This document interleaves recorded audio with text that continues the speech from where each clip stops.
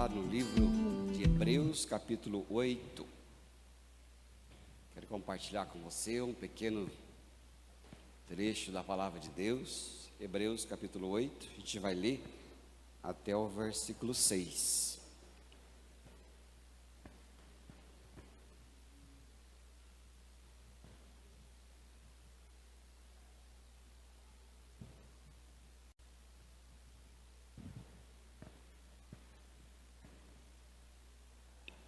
Ora, o essencial das coisas que temos dito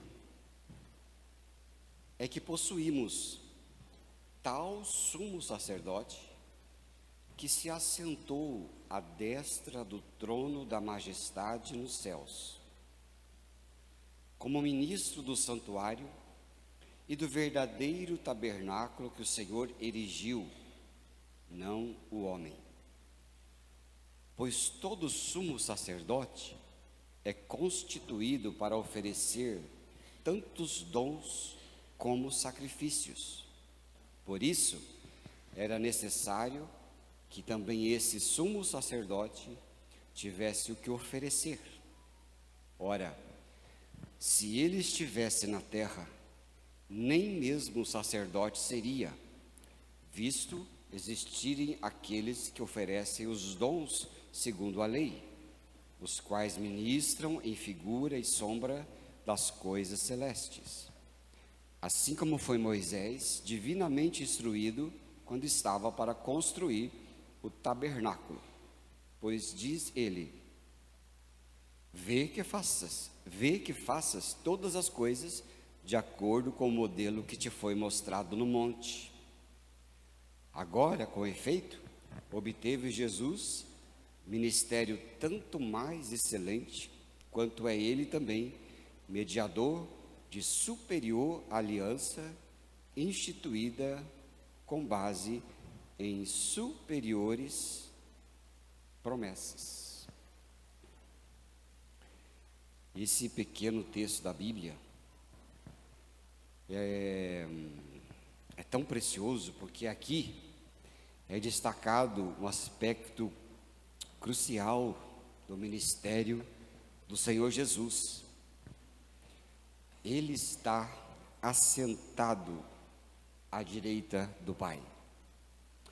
E essa imagem, queridos, é apenas simbólica, mas revela uma conclusão grande acerca dele, né? Jesus assentado. No Antigo Testamento, o sumo sacerdote tinha uma função muito importante, que era interceder pelo povo e oferecer o sacrifício pelos pecados do povo. Só que o trabalho deles nunca terminava. Ali o sistema sacrificial era contínuo e sempre tinham que fazer o sacrifício dia após dia, todo o tempo. Jesus, ele é a realidade de tudo. Aqui o texto de Hebreus está falando para nós sobre as coisas que são sombras. E ele fala ali no texto da Bíblia, né, que nós lemos, que as coisas que Deus colocou instituídas são coisas importantes. E no verso 2 que nós lemos, diz que ele ministro do santuário, do verdadeiro tabernáculo que o Senhor erigiu, mas não o homem. Deus havia colocado para aquele povo e o santuário daquele povo estava lá feito. E Deus mandou, não sei se vocês se lembram, mas se você for ler lá no livro de Levítico, de Êxodo, principalmente o livro de Êxodo, capítulo 36, você que começa a ler, a gente não tem muita paciência, né? Porque é um monte de números e medidas. Por exemplo, quando ele chega no santuário, ele fala: olha, lá no Santo do Santo é 1,68 m por 68 por 1,68. Ele começa a fazer as medidas, né? Você vai, o Santo dos Santos de tal medida, é 2,30 por 2,40 por 5,30, e assim você vai fazendo, e não pode ser diferente. Tem que ser igual. Cada móvel. Daí a gente começa a ler e a gente não tem paciência, né? A gente vai pulando as páginas da Bíblia, mas para que essas coisas lá todas, né? É interessante que a Bíblia fala que nada, nem 1 centímetro da medida poderia ser diferente. E eram as pessoas certas para cortar os móveis, fazer o tabernáculo, fazer o Santo dos Santos, e tudo tinha que ser perfeito. Não podia ser nada imperfeito. Ah, por que isso, né? Simplesmente porque tudo que tem aqui nesta terra, até Jesus, todo o Antigo Testamento, a Bíblia diz, no texto que nós lemos em Hebreus, era a sombra. O que é a sombra? Sombra é o reflexo, né? É aquilo que a gente é mesmo. Para aqueles que são mais antigos, né? Lembra daquelas coisas negativas da foto? Quem lembra desse filme? Quem lembra faz assim: 85, 75, 65, 35, 55. Ó, pergunta para os juvenis aqui se você sabe o que é filme. Filme da máquina lá do coisa. Às vezes sabe, né? Porque na escola tem robótica, causará todo que eles estudam. Mas tudo era sombra. Sombra, porque depois viria a realidade. E cada móvel, cada tabernáculo, cada coisa que existia e que era feito minuciosamente. E Deus falava: Moisés, cuide para que tudo seja feito na medida. Por quê? Porque no céu de Deus eram essas as medidas. E na terra não podia ser nada diferente do que seria no céu. Era para ser na terra a sombra do que é no céu. Para que quando Jesus se manifestar definitivamente, e tudo que a sombra ser realidade, haveria a identificação daquilo que Deus havia feito. Então o Santo dos Santos era de acordo com o que estava, com o que é no reino de Deus, no céu de Deus, que não sei onde é que é. A mesa do propiciatório, isso não existe, mas era o símbolo do que seria com o cordeiro viesse. As medidas dos móveis eram as mesmas medidas e não podia ser diferente.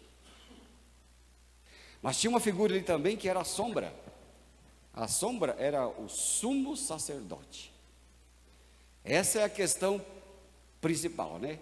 O sumo sacerdote que era aquele que era o intermediário entre Deus e o povo, que fazia os sacrifícios pelo povo, mas não só pelo povo, mas por ele mesmo. Que primeiro por ele mesmo, que era pecador, depois pelo do povo. Aí vem Jesus, que ele aí não é mais a sombra. Diz a Bíblia, o livro que nós lemos, que veio Jesus como o sumo sacerdote verdadeiro. E esse sumo sacerdote veio, começou a andar entre nós, porque todos os sumos sacerdotes eram sombra, e ele veio, é como se ele dissesse assim: pessoal, cheguei. Agora eu vim fazer a coisa certa, porque até aqui era só sombra. Agora eu vim fazer o que é para ser feito. Jesus tinha essa característica, né? O sumo sacerdote perfeito. E ele veio e fez tudo por nós. O Cordeiro perfeito veio, se deu por nós, comprou a nossa vida, nos resgatou. E depois de tudo isso, aí tem a surpresa, né? Capítulo 8, versículo 1 de novo. Ora, o ponto principal de que estamos dizendo é este: temos um sumo sacerdote tal que assentou-se à direita do trono da majestade dos céus. Olha, não sei se vocês prestaram atenção aí na sua Bíblia, que diz ali. Ele diz assim, não sei se, acende aí para nós ali a Bíblia, capítulo 8, verso 1, por gentileza. Quero ver se está igual aqui. Diz ali, é a palavrinha, né, que a gente fala, tal. Ora, o essencial das coisas que temos dito é que possuímos, quê? tal. Ó, o sentido grego é: o essencial das coisas que eu falo para vocês é que temos um sumo, é que temos tal sumo sacerdote. Então esse tal, não sei se vocês falam, mas a gente fala que tal, né? Aqui no norte não fala que tal, né? A gente fala lá para o sul. Fala. Aqui no norte não é que tar? Não, lá em casa a gente fala que tar, né? Que tar o negócio, que tar. Tal, olha, isso é um assombro, entende? Que fala a Bíblia. Temos vou ler aqui na minha Bíblia. Temos um sumo sacerdote tal. O que ele quer dizer com isso? Com tal qualidade, com tamanha qualidade, que ele assentou-se à direita do trono da majestade nos céus. Olha, era o sumo sacerdote, o verdadeiro, que ele chegou. E essa expressão aí, assentou-se, é a chave da sua fé e da minha fé. Quando ele assenta, porque no Antigo Testamento os sacerdotes nunca se assentavam, porque o seu trabalho nunca terminava. O sacerdote tinha trabalho contínuo, né? Era continuamente trabalhando, e o dia inteiro, né? Eu acho que o trabalho de sumo sacerdote devia ser fácil, né? Ele pegava os cordeiros, cortava os animais, ia lá e cortava e oferecia, e era sangue para lá, sangue para cá, aí vinha outro, cortava, oferecia, e vinha de novo, e orava pelos pecados do povo, vinha, cortava, oferecia, quase um açougueiro, né? De tanto cortar os animais e tudo, porque aqueles animais tinham que ser a sombra do cordeiro, mas todos os animais tinham defeitos, mas era contínuo, ele nunca descansava, até que veio Jesus como o sumo sacerdote, e ele então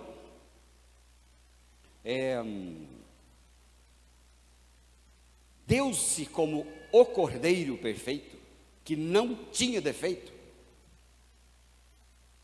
porque todos os cordeiros para o sacrifício, eles eram trazidos, inspecionados, bem inspecionados, ver se não tinha nenhum defeito, e depois de declarado que não tinha nenhum defeito, ainda tinha 7 dias, para que fosse passando o tempo e eles ficassem olhando, se realmente não tinha nenhum defeito. Naqueles 7 dias, vinham os fiscais, olhava, pegava as orelhas, olhava para cima, para baixo, para os lados, pegava a perna, erguia, descia a perna, e a barriga, as costas, passava a mão, lá, tá bom, 1, 2, 3, no 7º dia, sem defeito. Esse é o cordeiro do sacrifício, e mesmo assim ainda tinha defeito, que era da terra, e a remissão não podia ser da terra, tinha que vir do céu, e Jesus veio e se deu como o cordeiro, e ele ali, diz a Bíblia, sem mancha, sem ruga, sem nenhuma mácula e nada, o cordeiro perfeito. E depois que ele deu-se e foi para a cruz, a gente encontra lá em João, capítulo 19, versículo 30, você vai ver o sumo sacerdote, João 19, 30. Vamos ler junto? Quando, pois, tomou o vinagre, disse: está consumado, e rendeu o espírito. Aí naquele momento, de o cordeiro sendo morto na cruz, porque veja bem, não esqueça disso, o cordeiro sendo morto pelos sacerdotes, mas ali não estava mais um cordeiro, um animal, ali naquela cruz estava o cordeiro de Deus, que Deus mesmo proveu o cordeiro, quando Abraão foi sacrificar o Isaque, ele chegou ali, Deus falou para Abraão: eu vou mostrar para você o que eu vou fazer lá na frente. Traz o seu único filho como sacrifício. E lá no pé da montanha, quando eles iam subir, naquela subida, o menino perguntou: vamos sacrificar? Mas acho que ele olhou o pai dele e falou assim: ô pai, que tal o cordeiro? Aí o avô falou: olha, é melhor você não saber, vamos subir primeiro.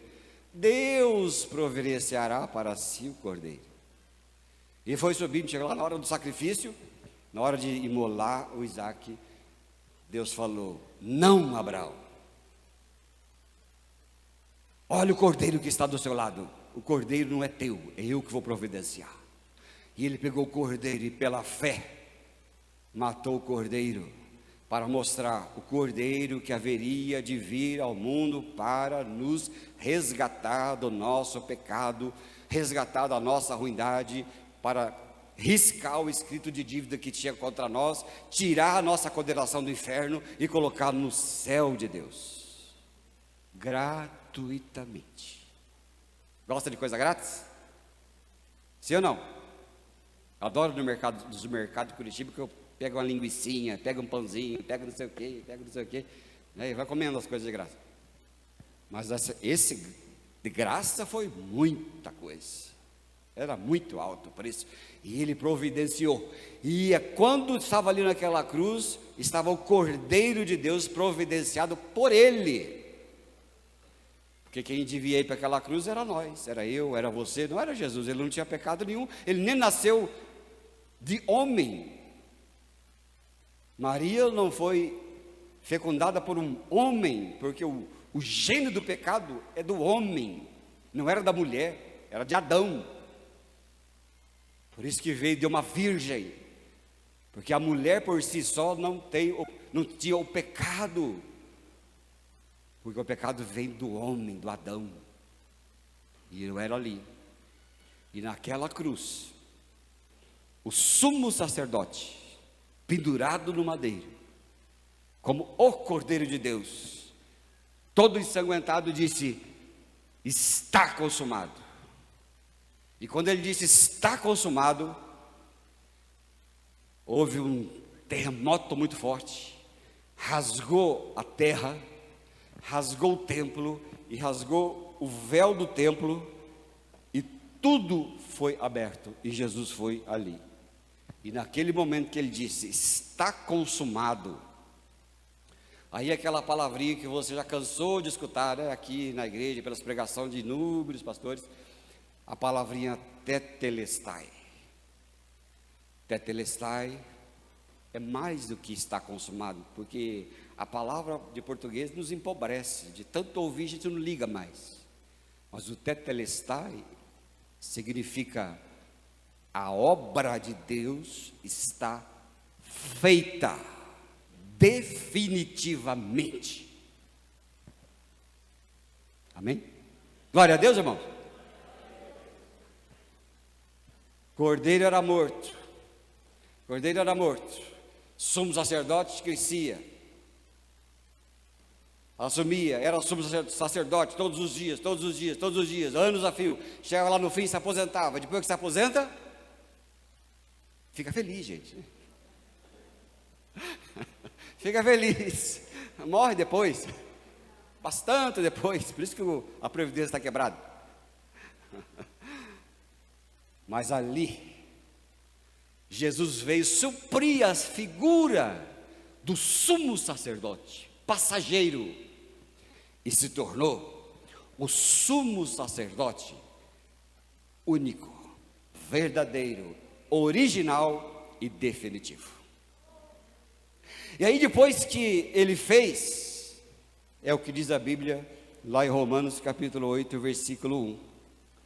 Temos um sumo sacerdote tal, que se assentou à direita do trono da majestade dos céus, porque ao fazer o último ato, tetelestai, não tinha mais nada a ser feito. Por isso diz a Bíblia, em Hebreus 8:1, feito esse tal sumo sacerdote, Assustei, abençoado. Senta aqui, porque senão eu não vou ficar na sua direita. Aqui, por favor. Isso. Ele veio e sentou-se à direita do Pai. E assim ele está. Por que ele sentou? Porque não tinha mais nada para fazer. O sumo sacerdote senta, só sentou quando tudo estava feito.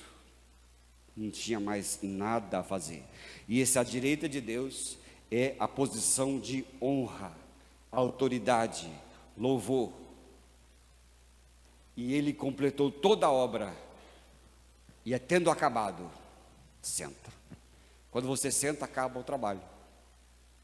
Todos os outros sumos sacerdotes nunca se sentavam, eles não podiam se sentar. Era sempre trabalhando. Mas Jesus, quando fez, diz a Bíblia, ele assentou-se.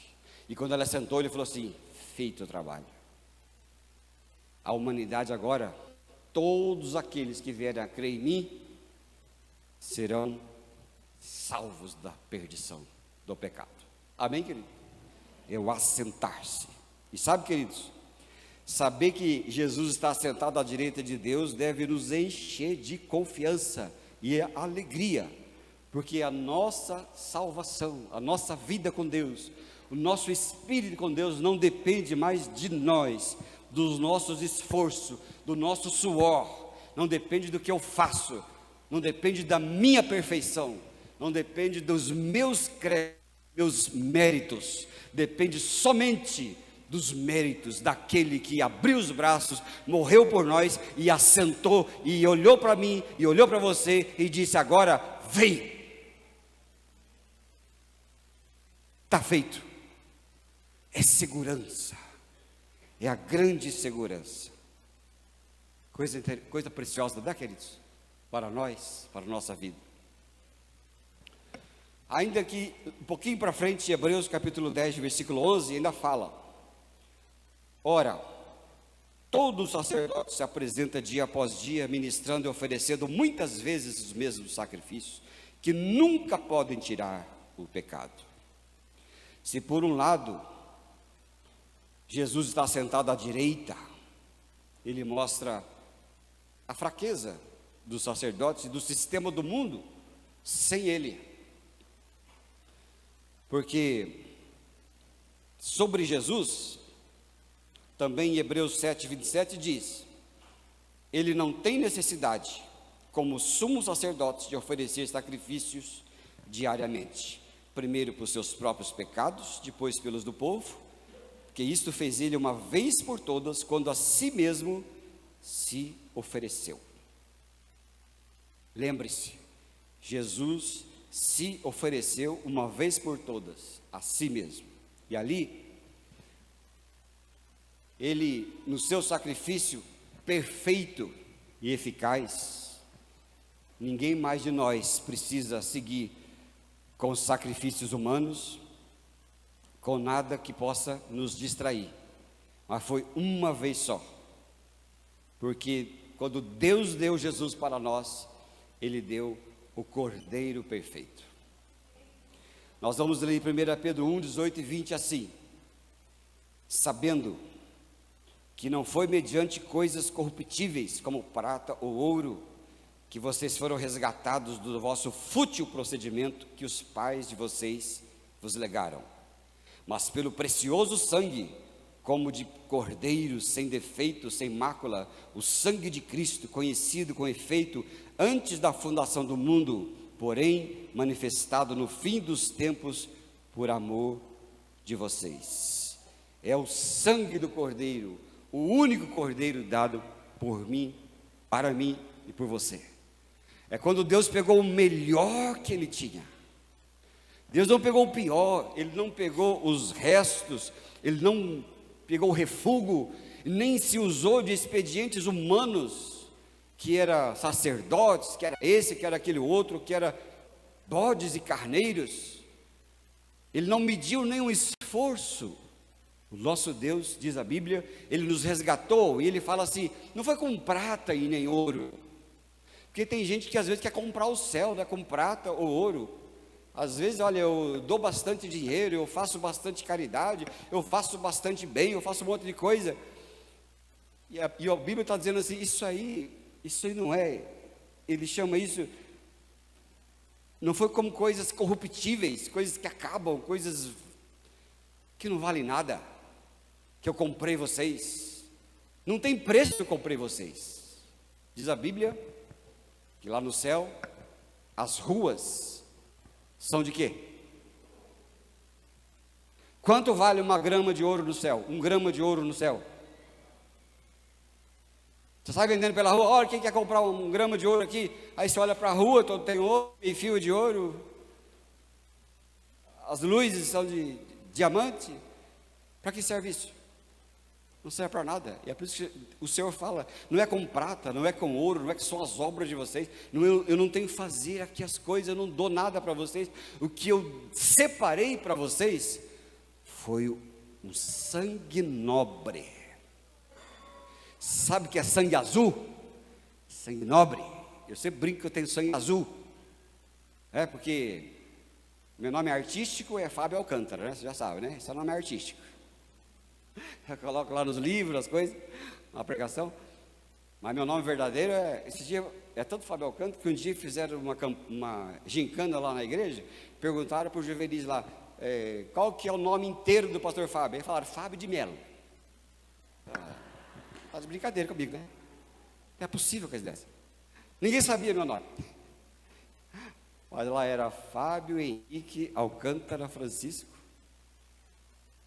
Sabe que tem um sujeito meio nobre aqui desse Brasil aí que chamava assim? O que vocês lembram? O que vocês lembram? Vamos ver. Eles têm uma boca mexendo aí. Ali, ó. Ó, aquele ali é sabido. Dom Pedro de Alcântara Francisco. Ó, sangue azul. Mas disse que não é para eu ficar procurando a herdeira não, porque vou acabar achando dívida.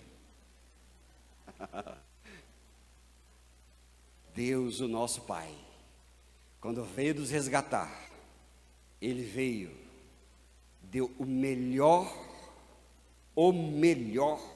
cordeiro que Ele tinha, o mais perfeito, que não tem nenhum defeito, e o sangue é o sangue perfeito. E aquele sangue era o único sangue capaz de redimir a terra. Porque quando Jesus estava pregado naquela cruz e o sangue desceu, caiu na terra, quando a gota de sangue caiu na terra, quando enfiaram os pregos nos pés, nas mãos do Senhor, aquele sangue caído na terra foi tão poderoso que a terra se abriu completamente. Que diz a Bíblia que duas coisas dão testemunho do Filho de Deus na terra, que é o sangue e a água.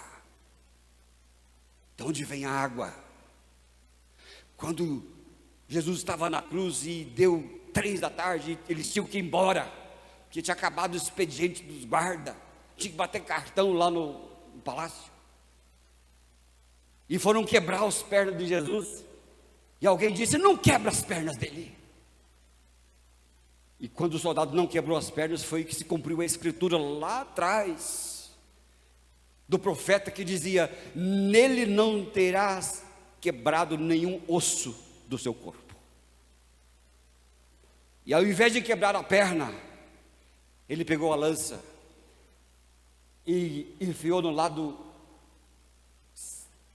esquerdo de Jesus, e tirou a lança, e quando puxou, tinha que sair sangue, mas não saiu sangue, saiu água.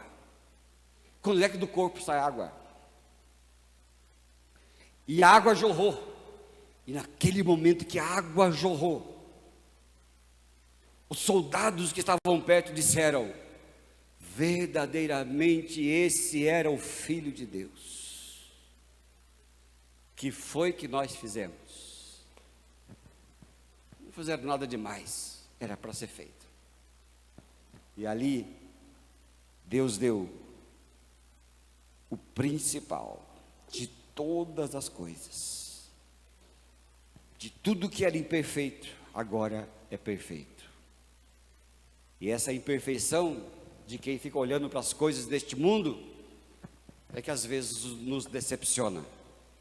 Porque Jesus nunca decepcionou ninguém. Amém, querido? Jamais. Uma vez eu fui visitar alguém e dizia: pastor, eu estou muito decepcionado na fé, com a igreja, com tudo. Mas está decepcionado, é? Estou, por quê? Por causa disso. Está olhando para quem? É a igreja. Está de brincadeira? Porque aqui só tem gente estrupiada. Você concorda comigo? Você conhece alguém problemático? Não conhece? Conhece? Olha para o lado aí. Olha aí. Olhou? Há um poço de problema. Não queira conhecer. Não queira conhecer. Aí você vai para a igreja e acha que vai ficar decepcionado, meu filho. É claro que vai. Só tem gente estrupiada naquele lugar. Começa por mim. Mas a igreja é o grande container de gente resgatada do inferno e do pecado pelo sangue do Cordeiro. Ele sabe quem nós somos. Ele não está nada, ele não comprou. Ele comprou aquilo que ele não sabia que estava comprando. Mas ele comprou. Mas ele comprou porque a sua misericórdia vai nos salvar, nos redimir, nos abençoar. Amém, querido? Nos tornar seus filhos e filhas. De forma que você e eu olhamos um para o outro nos nossos poços de problema, nós precisamos ter misericórdia um com o outro. Amém, querido? A Bíblia diz ali, e Deus falou lá em Jeremias 17, versículo 5: assim diz o Senhor: maldito é o homem que confia no homem e faz da carne mortal o seu braço e aparta o seu coração do Senhor. Olha, toda decepção vem quando tiramos os olhos de Jesus e colocamos os olhos nas pessoas. Tirou os olhos, é que nem Pedro. Estava andando no mar, no cima das águas, e quando andava por cima das águas, e Jesus falou assim: meu filho, olha aqui, estou aqui, dá a mão, vem aqui. Oh, Jesus, e vai indo. Aí ele começava a olhar para os lados, começava a afundar. Olha aqui, rapaz. Nossa vida também é assim. Olha para Ele. Não olha para ninguém, é para Ele. É para Ele. Não olha para mim. Ei, essa turma desapontada com o pastor, problema seu. Está desapontado com o pastor? Coitadinho de você. Azar seu. A Bíblia não diz para você olhar para o pastor, nem para a pastora, nem para mim, nem pelo que vai vir, pelo que passou. É olhar para Ele, irmãos. Aliás, é uma coisa que eu gosto da igreja metodista, é assim, de vez em quando a gente roda. É para não ficar mesmo ligado na gente. É para olhar para lá, Jesus, a sua cruz, olhando atentamente para o autor e consumador da minha fé. É ali para a cruz. É firmado no Senhor, cheio da alegria, da presença, do Espírito que está em nós, da vida com Ele. É olhando para Ele, não tirar os olhos dele, afunda, nunca se decepciona. E lá na frente, aí mesmo lá em Jeremias 17, não sei se é um pouquinho para frente, ele fala: bendito, vê se você acha que vale a pena. Bendito é o homem que confia no Senhor. Vamos ler junto, lá. Bendito o homem que confia no Senhor e cuja esperança é o Senhor. E o outro, o 8. Põe o 8 para nós. Porque ele é como a árvore plantada junto às águas, que estende para o ribeiro e não receia quando vem o calor, mas a sua folha fica verde, e no ano de sequidão não se perturba, nem deixa de dar fruto. que você quer ser? Bendito ou maldito? Você quer ser maldito, você olha para o homem. E você quer ser bendito, você olha para o Senhor. Olha para o homem, você seca. Olha para o Senhor, você vai ser ramos verdes, como águas embaixo. Isso é bênção, irmãos, amém? Isso é a coisa mais linda que Deus fez pelas nossas vidas. Olhe por último aqui, eu vou ler para você Romanos 8, versículo 34.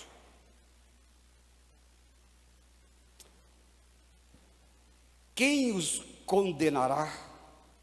É Cristo Jesus quem morreu, ou antes quem ressuscitou, o qual está à direita de Deus e também intercede por nós. Olha, ele não só está à direita, mas ele intercede por nós. Ele se coloca como um filtro.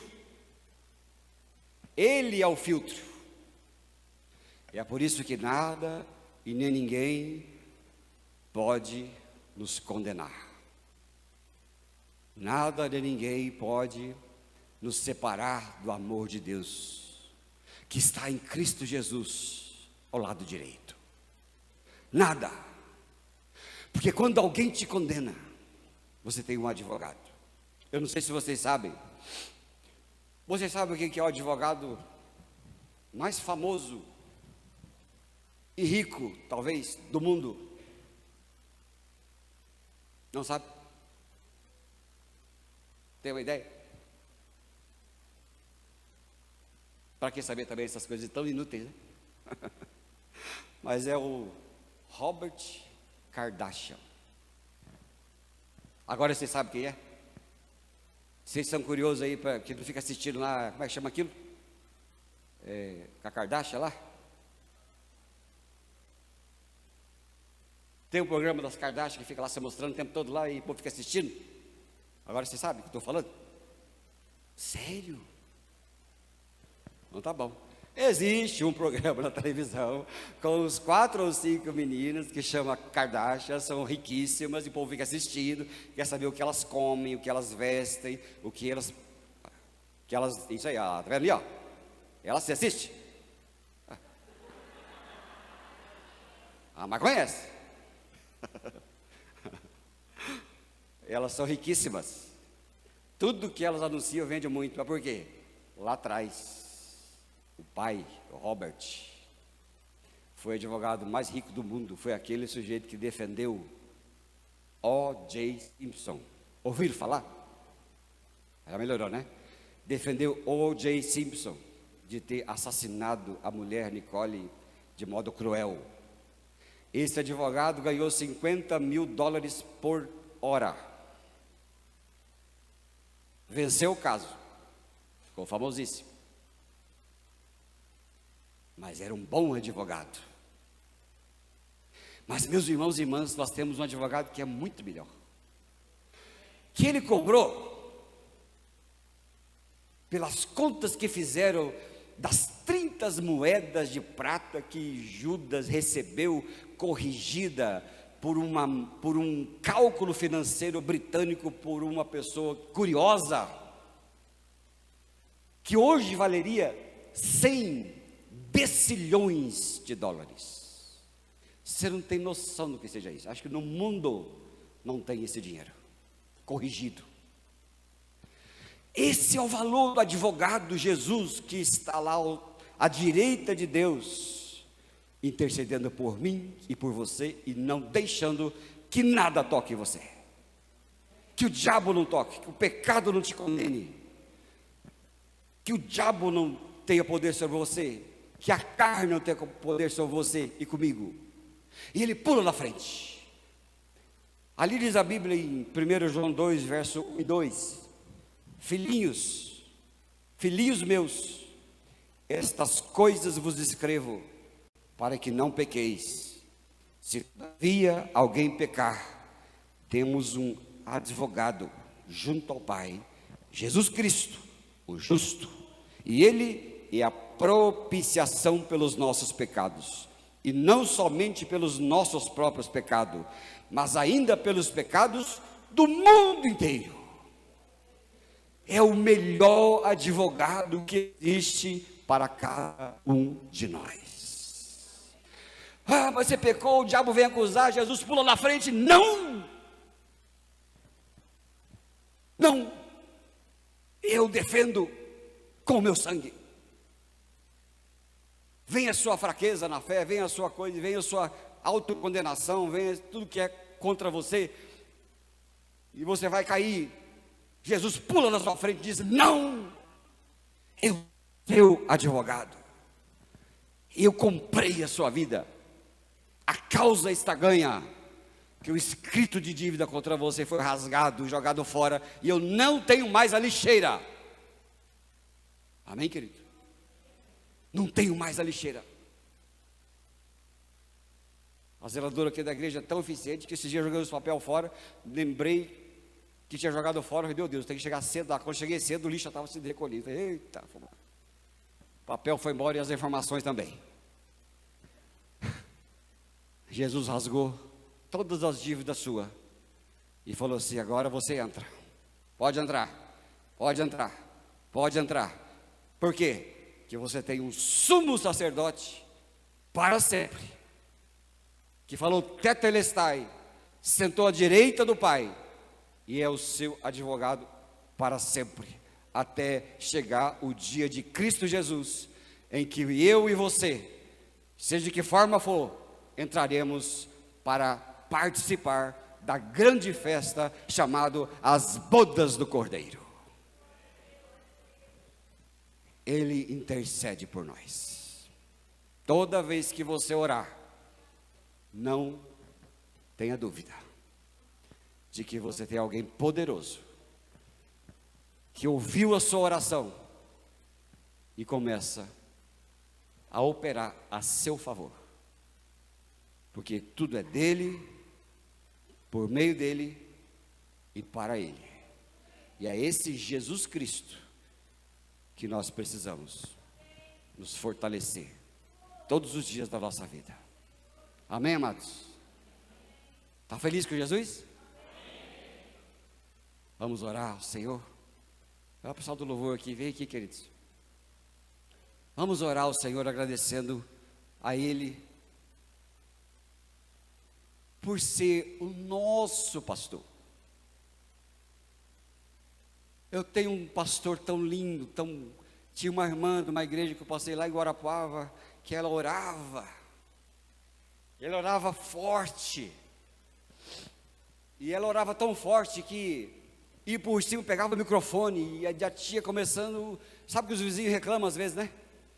E ela falava: Jesus cheiroso, e era o Jesus cheiroso. Uma vez na reunião de oração, foram me chamar lá fora: pastor, o vizinho quer falar com você. Tá, fubá, já sei que é. Aí fui lá, o vizinho: que gritaria é essa aí nessa igreja? Que essa mulher está gritando? E quem que é esse Jesus cheiroso, que ela fala que é cheiroso? Que cheiro é esse? Foi isso que ele falou para mim. Eu falei: meu filho, esse cheiro é o cheiro do Cordeiro de Deus, é o cheiro do perfume de Jesus, é o cheiro da graça, porque quem tem Jesus sente o cheiro gostoso do Senhor, que é o meu pastor. E ele falou: eu sou não mais o sacerdote, porque o sacerdote ficou para trás, mas eu sou o sacerdote, que agora eu sou o bom pastor, e o bom pastor dá a vida pelas suas ovelhas. E depois lá na frente, Romanos 5, versículo 8, fala: e Deus prova o seu próprio amor para conosco, pelo fato de ter morrido Jesus na cruz, sendo nós pecadores.